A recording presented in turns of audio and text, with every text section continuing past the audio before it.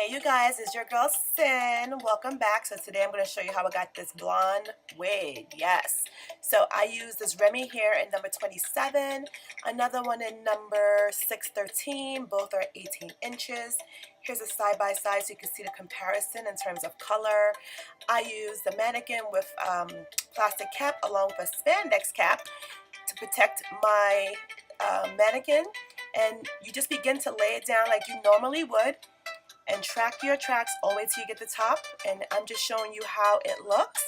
You alternate between the two packs, which is what I did, and I just kept going up to the top until I got there. And as I got closer, I kind of gave myself a line of demarcation so I can know where I'm going to start, because I'm going to do a invisible part method but with a spin. So I used this half a pack of hair, which was like a number 30 and 27, and as you see, I laid the tracks down very close to each other, very tight, and I got myself the invisible part, and here it is. It's undone, but stay tuned. Hey you guys, welcome back to Beauty by CD. So today I'm gonna do this wig. Let me take her off so you can see her. So today my inspiration is Hazel from Love and Hip Hop Hollywood.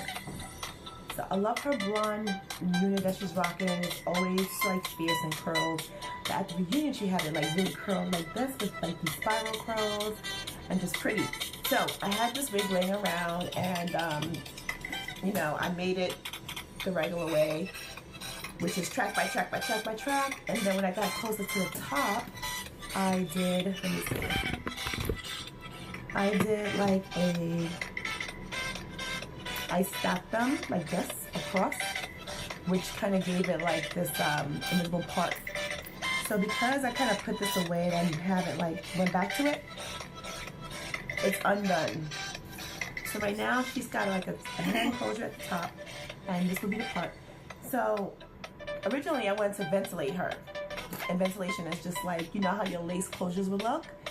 But instead of doing a lace closure ventilation with the little holes, because I can't find my needle, I'm just going to do like a visible part where I glue it in. So as I said, I'm trying a new method here where I'm taking this lace glue and this ultra super glue, taking this Q-tip, and I'm going to put the glue in the middle of that area where I have set it up to do my invisible part and leave out the scalp. So move in really, really close, you guys, so you can see what it is that I'm about to do. This is very, very, very different. Alright, so once I got the glue down in the part area, I'm going to go ahead and take that half a pack, cut some hair, and I'm going to create like an invisible, you know how I create an invisible hairline? Well, I'm creating an invisible part where I'm not using a closure, so I'm going to duplicate the look of me having a natural part. From afar, it'll be very undetectable. And of course, I'm going to kind of pop it with some concealer because it is on a black spandex cap and you want to still make it look like it's scalp. So a good way to do that is to go ahead and color it. And I use my NC 42, I believe it was, in my concealer palette. And then right on top of it, I continue to take more hair and just lay down. So what I'm doing is you got to be very, very steady-handed and very, very, you know, like pay attention to detail. I took the track, I cut it really bluntly, and I just laid it down, and I pressed it down with the edge of a scissor or a comb, and just laid it right on top of that yellow line because I know where I'm going to keep my part, so I was able to see what I'm doing. So you keep adding right on top of it, you guys. Just keep adding the hair and just let it fall into the place. Don't be aggressive. Just kind of let it fall into place. And I'm going to show you another little tidbit. And at the top I had a closure, but it kind of left a little hole, so I needed more space. So watch what I'm about to do. I'm going to cut another piece of track, and boom. I'm going to take the hairs that are loose, and I'm going to just drop it inside of that little peephole, like that little space where it looks like the eye of the closure. And this is going to duplicate or mimic the look of hair coming straight out of your scalp without having that old-fashioned traditional closure look where some people don't really like it because it looks like a pineapple, I've heard people say. So all it's going to do is make it look very realistic. If you try this, I'm pretty sure you'll love it. So I go back in and use my concealer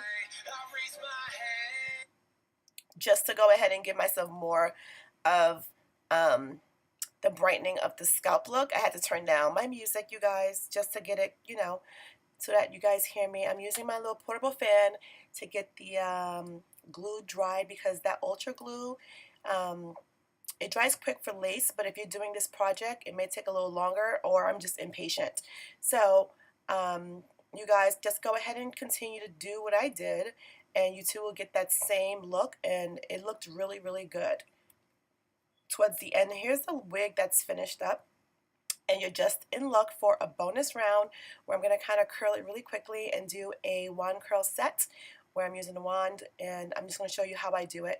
So the way I do my wand curls is, if the part is in the middle, or whichever your part is, I usually take the hair and I spin it towards the back, and I take the wand curl here and I spin it downwards so that the curls can like slide out of the barrel really easy. I'm using a science tool barrel, and it comes with like 3 pieces, so it's like a set, and it's really, really good. I like it. It's hot, and it's got 3 different size of curling wands, which is always good. It didn't have like a super large one, but it had all these funky different like weird shapes, which this one I really liked the most because it was tight.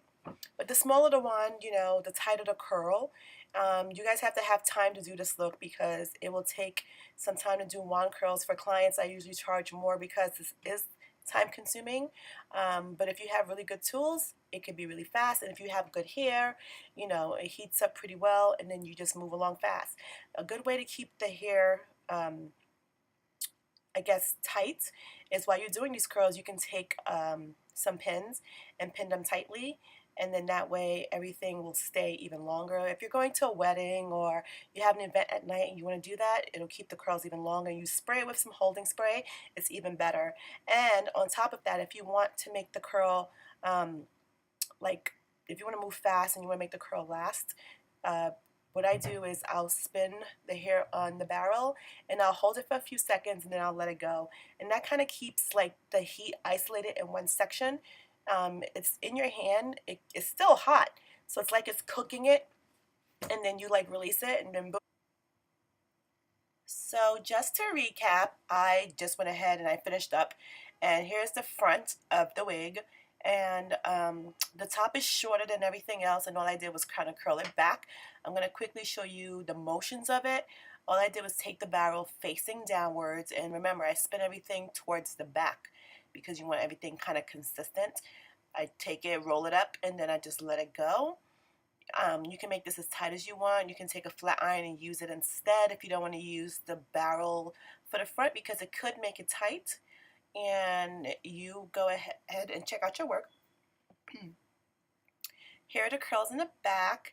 Everything is really spirally and big. I'm going to go ahead and show you how it looks on me, but first I have to remove this unit that I'm wearing, but I'll be right back, you guys, so hang in there. Alright, boom. Here is this wig. I am officially blonde. Yes. I did do a makeup video to this where I continued on from the same. I finished up this look and then I went into a makeup video, but you guys can find that on another one of my videos. Just go ahead and look through my files. So I'm just taking this and shimmying it to make it fit. It does fit really well, and I just took out a little bit of my hair in the front, and then I combed down the hair at the top, sprayed it with a little sheen. This is some sheen. It smells really nice. And all I'm going to do is finger comb it, and this is pretty much the end of the look.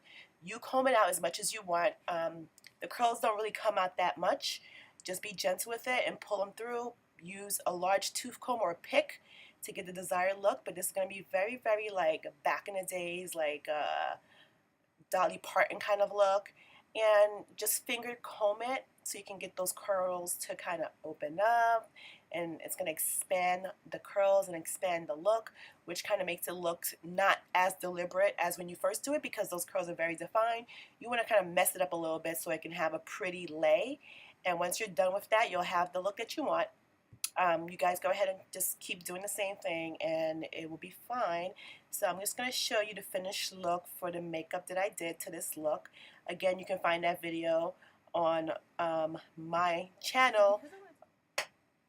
part of the other sets of videos that I have. And this is the finished look, you guys.